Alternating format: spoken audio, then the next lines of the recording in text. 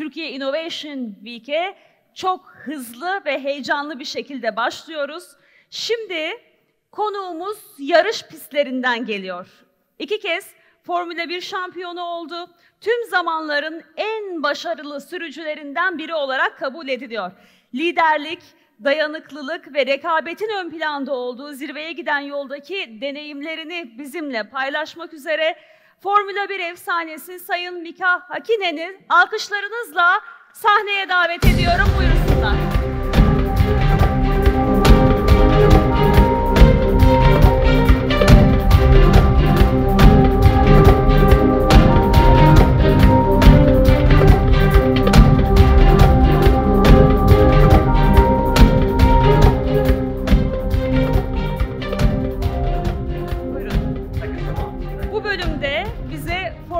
Yorumcusu, Türkiye Otomobil Sporları Federasyonu TOSFET Genel Sekreteri Sayın Serhan Acar eşlik edecek. Onu da alkışlarla sahneye davet ediyorum. Hoş geldiniz efendim.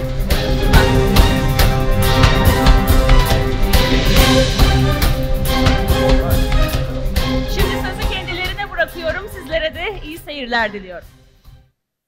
Sayın Başkanım, değerli Türkiye İhracatçılar Meclisi yönetici ve üyeleri ve kıymetli misafirler, Türkiye Innovation Week'te huzurlarınızda olmaktan büyük bir gurur ve mutluluk duyuyorum.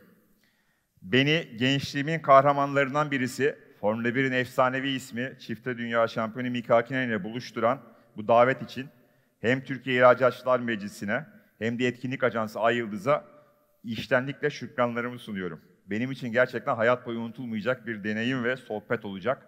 Müsaadenizle başlamak istiyorum ama Türkçe söyleyeyim, çok heyecanlıyım. Onun için şimdiden affınıza sığınıyorum. Normalde bu çok rahat yapmam gereken bir şey ama hakikaten hayatımın kahramanlarından birisinin yanında duruyorum. Dear Mika, I'm so honored and excited to be talking to you in Innovation Week. You are one of my all-time F1 heroes. So please forgive my English because I cannot talk even Turkish right now. So sorry for that. But we are very honored and humbled to welcome you. So welcome to Türkiye Innovation Week. Alkışlarınızla Mika Hakkinen. Thank you for the nice welcome, and indeed, I'm so happy you changed in English language. I was really worried I had to start talking Turkish language, and I'm sure many of you have heard Finnish language where I'm coming from, Finland. So it is quite a challenging language also, and like a Turkish language. But anyway, thank you for the very nice welcome. It's good to be here. Thank you. Maybe we can have a seat. Thank you.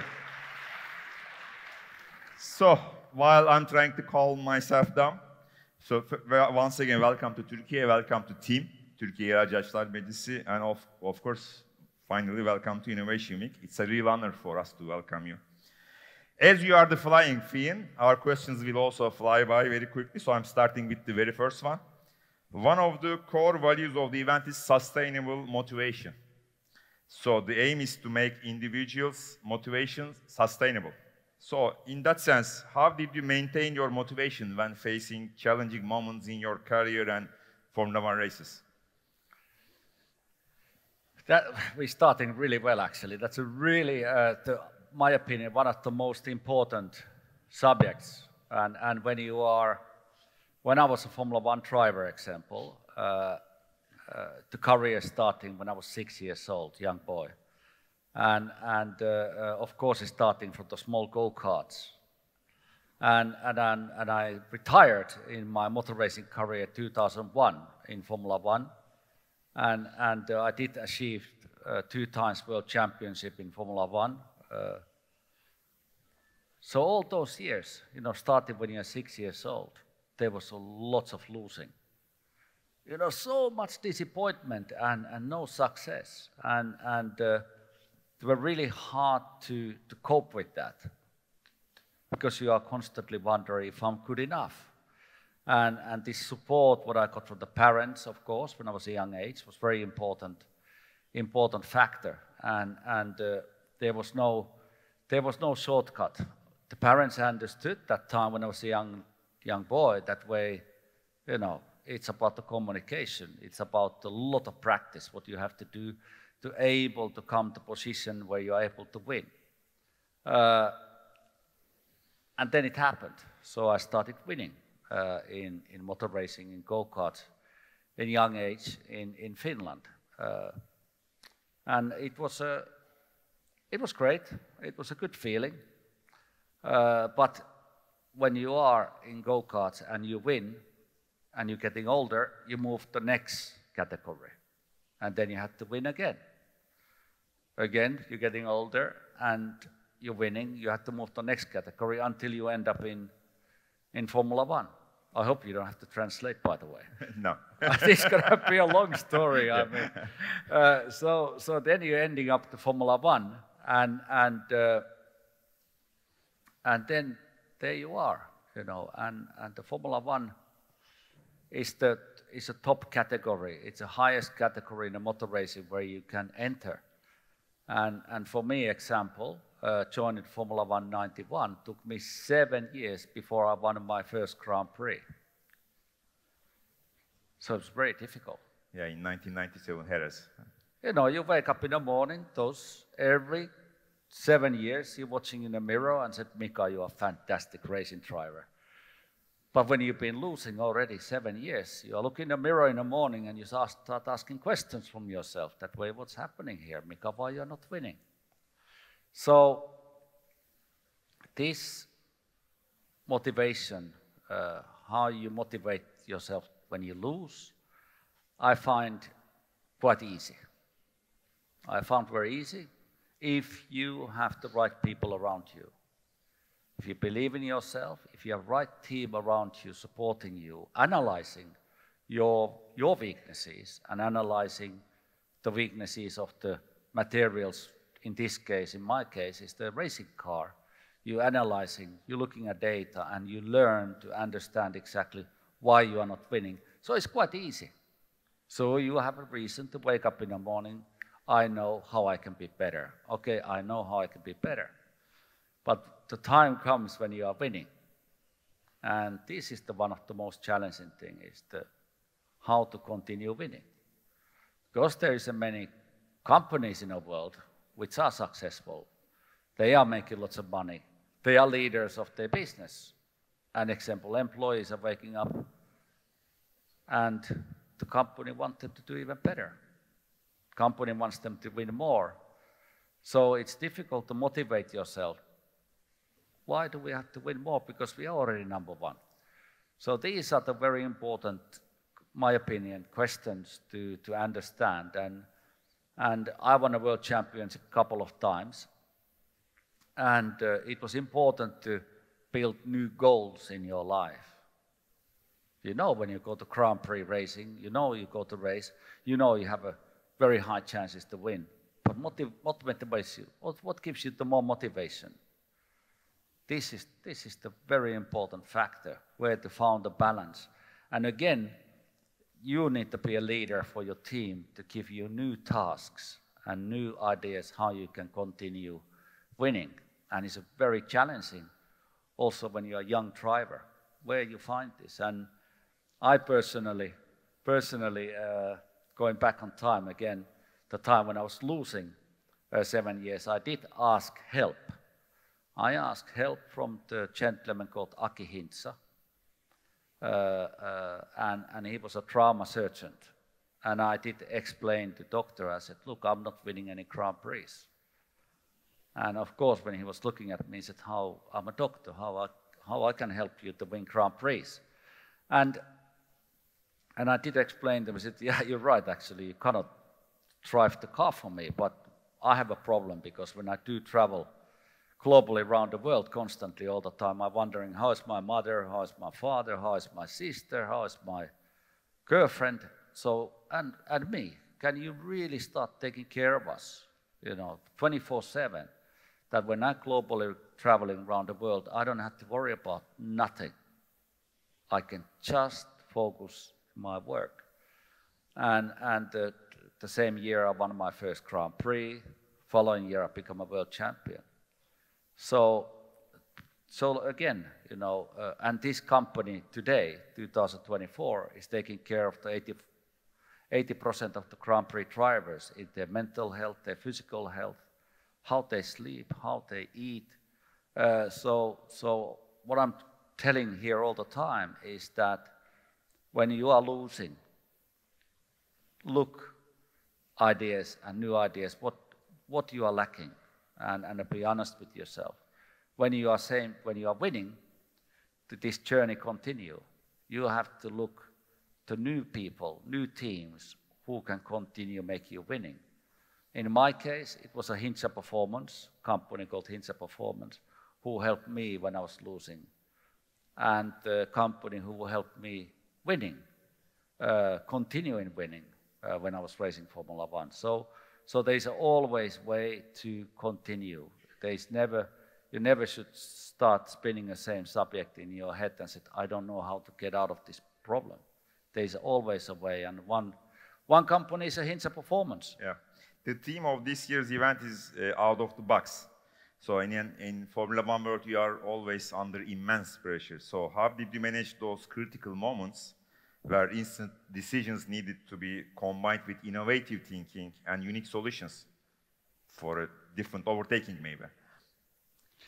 Now these days, the world has changed. There's a huge amount of data what's coming out of the racing cars. So there's just a massive amount of data what people study. People can read the data. They can solve the problems. They can make different tactics for the race weekends. They can prepare themselves for different problems and how they can fix the problems very quickly and very efficiently. In my time, it was, we are talking about year 2001, so the technology was not that high. So these communication and innovations were different, my opinion. Also, the regulations and rules were different. So our innovation chances were huge. We were able to use our imagination, and team was very often able to create incredible innovations to the racing car, which are not possible today because the regulations. But of course, the computers and data gives you, again, new solutions to be a leader on the field. And I think the McLaren team is a good example. If you look at the McLaren Formula One team, where they were a couple of years' time and where they are today, they have done incredible innovations, technology and development, and they are winning Grand Prix. And that's why they have a great partners. Partners who are supporting a team. If they are not technical partners, they are financial partners, and they're able to succeed. And you guessed that they would win 1.5 years ago. So there was an interview of you saying that they will be main rival of Red Bull. So it became reality. Yeah, that's true. When I was, because I'm the brand ambassador for McLaren team, so it's not only I say nice things about the team because I'm a brand ambassador, but I'm inside in a team. I know the team very long time. I've been with the McLaren team since year 93. And so I have seen up and downs, what's happening inside in a team. And the team had now very many years when they didn't get the success. And they have very logical reasons for it. Why? What they necessarily cannot openly to say to everybody, because I think people would think, well, they're just excuses. But there is the real reason. So now the team has, like I mentioned earlier, great partners who has great innovations in the IT world, and they have great drivers now. Team is very stable, and they're able to win. So they are also investing in the right tools to build right materials. They have the right wind tunnel, the latest technology wind tunnel, which is better than competitors. So they know what they do. But it takes time. It just doesn't happen overnight. It can take years. So that is the job for the management then to take care of the employees and people and explaining to them the progress, what's happening inside in a team. That way we are able to win. And I saw that about a couple of years ago. I saw what's happening internally in a team. I thought this team will win. It's no question about it. I thought that you had a glass to see the future. No, there is no crystal yeah. ball. There is Yeah. no crystal ball. There is no magic. It's a purely hard, really hard work. Yeah. Selecting the right people in a team and having a lots of money. Yeah. That helps, and investing for the right things and the right time.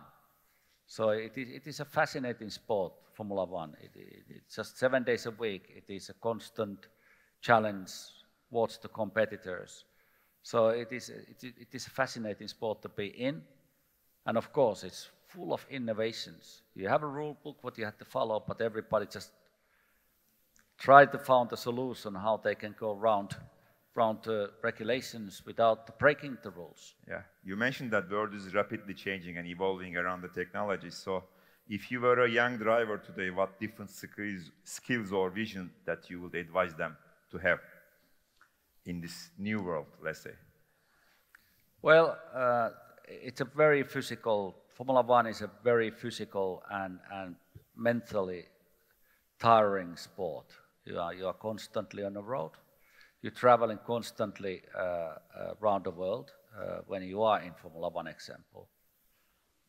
So it requires an enormous physical condition. So you need it feels like I'm selling here something, but it requires company like Hinsa Performance who has advisors from NASA, professors from Harvard, globally around the world. They have doctors who have incredible science to help you to becoming a better racing driver or better athletic or better businessman. So health is important. The mental health, to learn to understand how to handle the pressure is an important factor. So it's a constant pressure from the racing team, from the fans, from the media. So it is a huge, you live in such a change in your life constantly all the time. You have to adapt, you have to be ready for that. You need a team who helps you. So that's one of the, I think, one of the key elements. And you have to listen to people who've been there, done that. You know, you have to listen to experienced people, take the information, what is useful for you. Of course, now these days you have all the AI, you know, you have all the artificial intelligence, you have all the information in the internet, what you can study to educate yourself, becoming better, let's say, in motor racing. And you have to use these tools. If you want to be a great to do something, you have to practice every day for at least 10 hours to able to get the maximum result. So you have to balance your life correctly that you can be successful. Yep, very kind of you. So if you had the chance to choose one driver from Formula One history for final lap of final race of the season, so who would you pick up as your main rival that will make you enjoy most? There is many Formula One drivers in history, absolutely fantastic drivers, and currently, of course, there is a great drivers, and I think me to answer that question, I would probably choose a driver which is definitely slower than me. Which would be easy to overtake, you know, and get the victory. But you know, it's when I was racing in Formula One and all the other categories, my important mission was to know my competitor and understand the competitor, how he thinks, and what is his reactions when he's under pressure. And people are reacting things differently under pressure. So you don't want to race against the driver that when they put their crash helmet on and suddenly brain disappears, you know, because that's dangerous. You know, you want to race against the driver who is really focused and can handle the pressure and who is racing you against very close, but doesn't do nothing stupid, you know. Something what what is coming out of blue. You need to have somebody who you can race against and enjoy about the racing. And there is many drivers who are really not, who are dangerous out there, and they do things which are not correct when you are in a situation under pressure. But I think in my time when I was racing, I had a great rival called Michael Schumacher, the German. Yeah, keep fighting, Michael, we say. Yeah. So he was a great competitor, and I really enjoyed the racing against him. But if I would have to choose currently some driver today, I think the Piastri would be interesting driver to race against. Yeah. Okay. While you were racing, did you have any lucky charms or rituals before you got behind the wheel? Yes, I mean, again, my career was really long, and I had many years when I was losing. So when you are losing, you are looking every possible way to understand how you can be better, and a part of that comes to these rituals, these things that, is it because I'm wearing certain necklace, or is it because I'm wearing certain shirt, or is it because I'm always going one side of, because racing car you can go inside from both sides. So is it because I'm always entering for one side of the car, to the racing car? Is it, I tried everything, but actually nothing helps. There is no magic. There is no magic out there. There is only, you just have to know yourself. You have to get a lot experienced about the sport, what you do. That way you learn from your mistakes and you get better.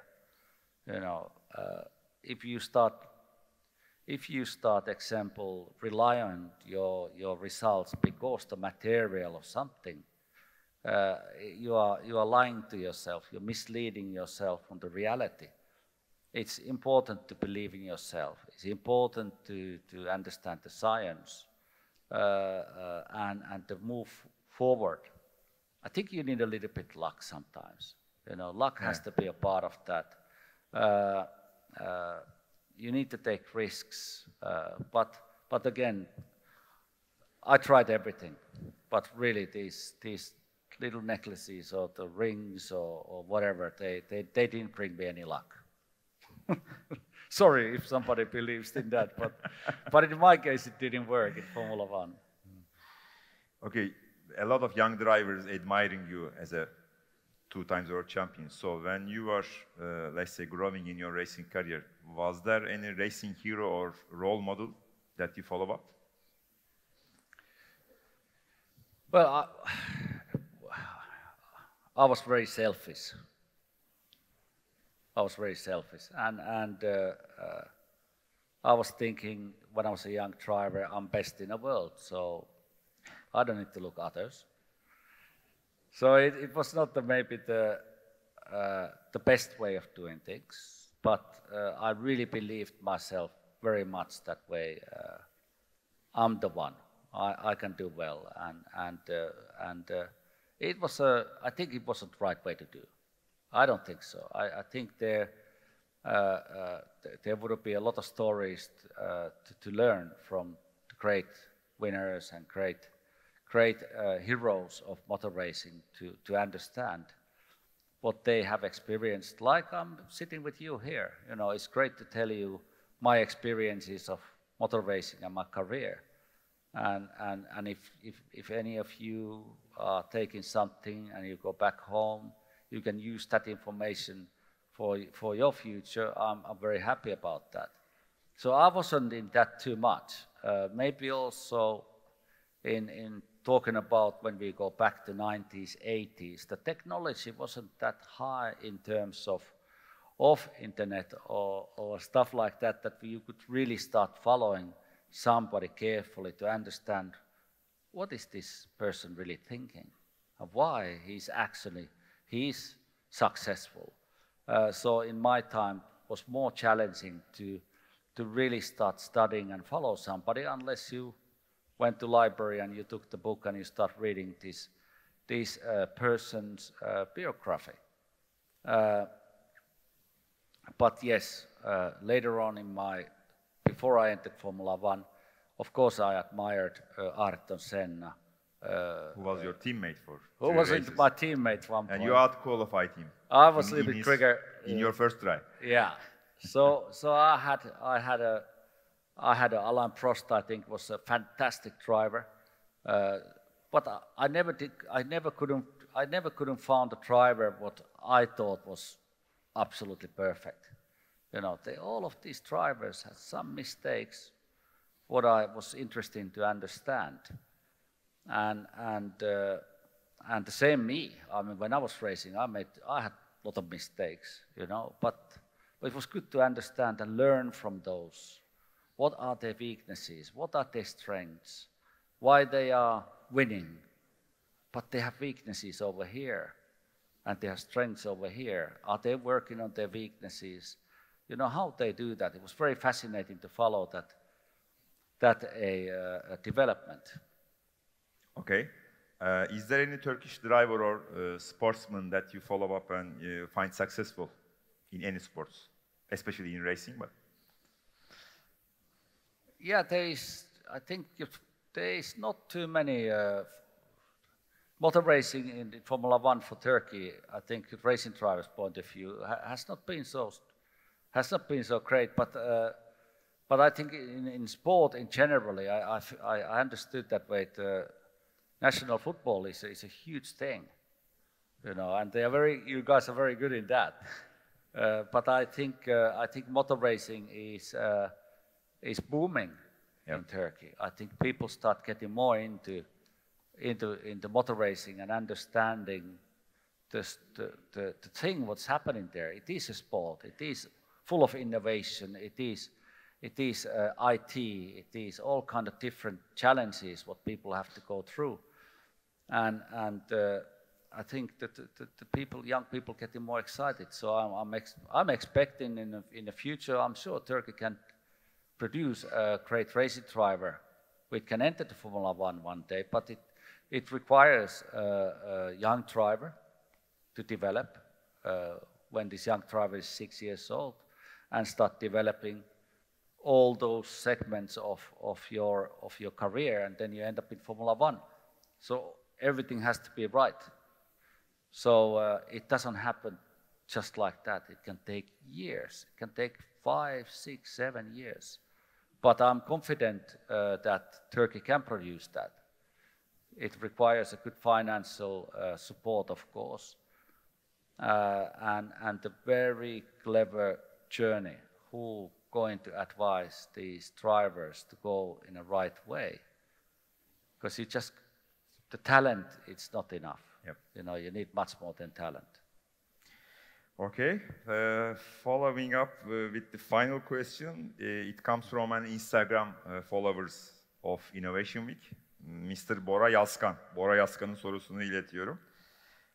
He asked that during your career, you worked with many names. Each of them will be considered as a genius in their own field, like Ron Dennis as a team principal, or Adrian Newey as a designer. So such names have led many teams and drivers to win many championships, including your ones as well. So he asked us, what was the way of thinking of such great names, such unique names, and what was it like to work with them, especially with Ron Dennis and Adrian Newey, he asked. They are those two standout heroes of Formula One of all time, let's say. Yeah. I have many. Maybe as a boss, it could be difficult to work with Ron Dennis. Yeah. I had many incredible personalities, you know, and super talented, basically genius people in their field, what they were working on, and it's fascinating. It was really fascinating,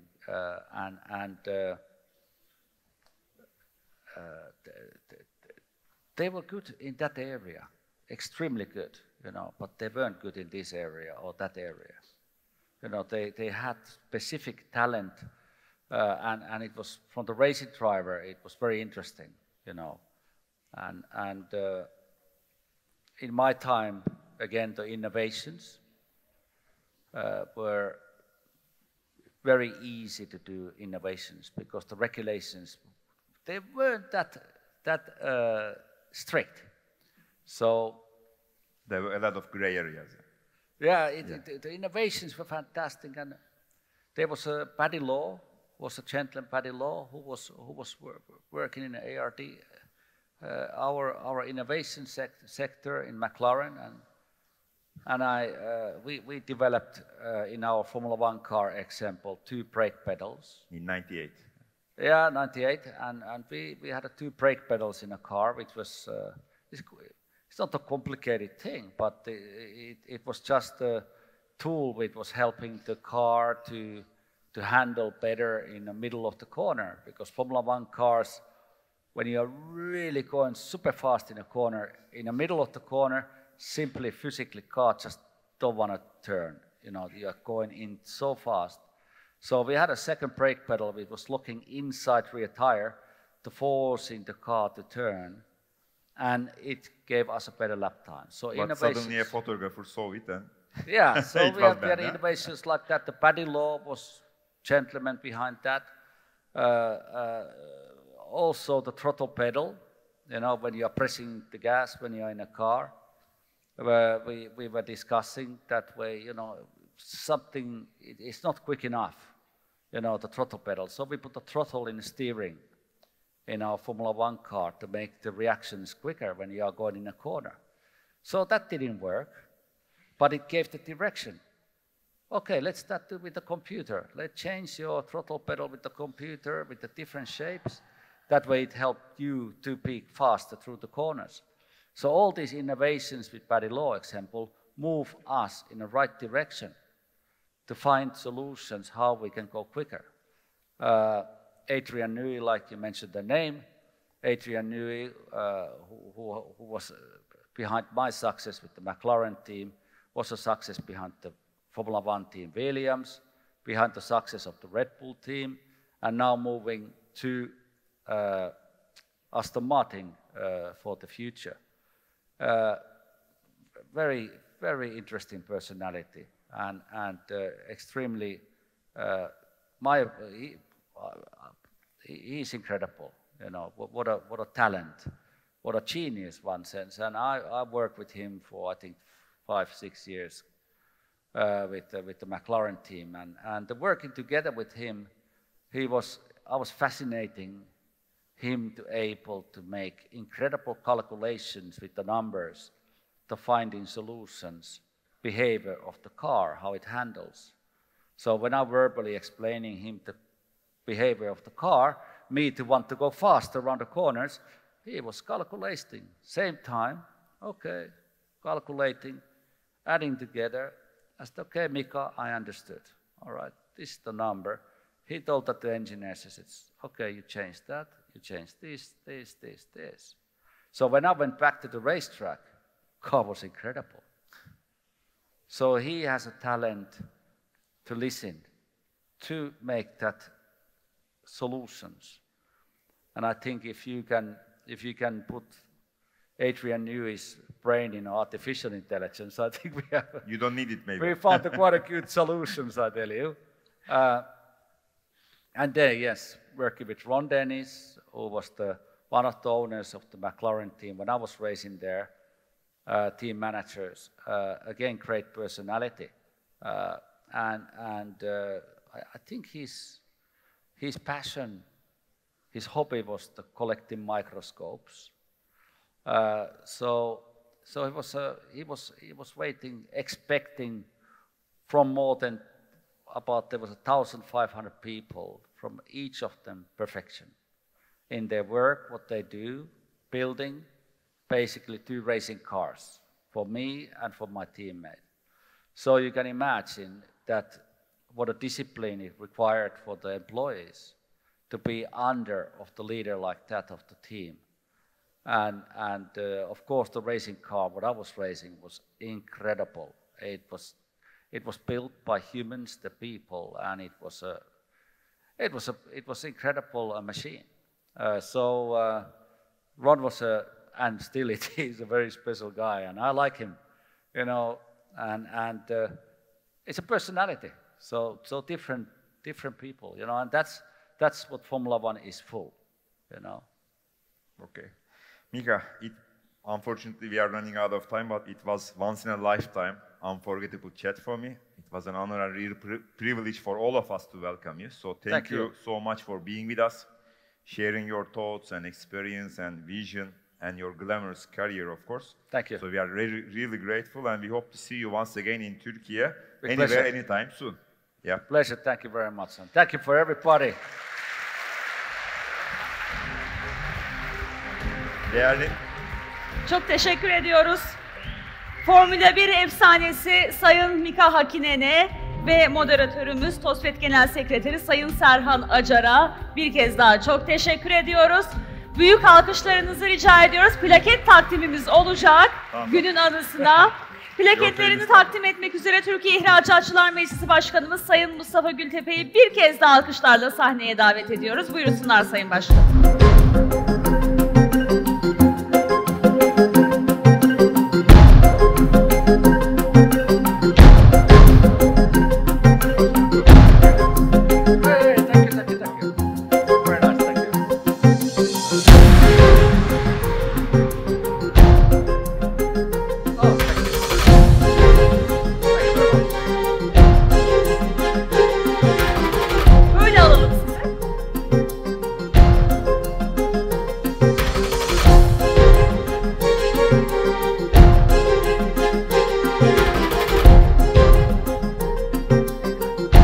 Alkışlarınız F1 efsanesi ve Sayın Acar için alkışlarla yerlerine uğurluyoruz. Kıymetli başkanımızla birlikte.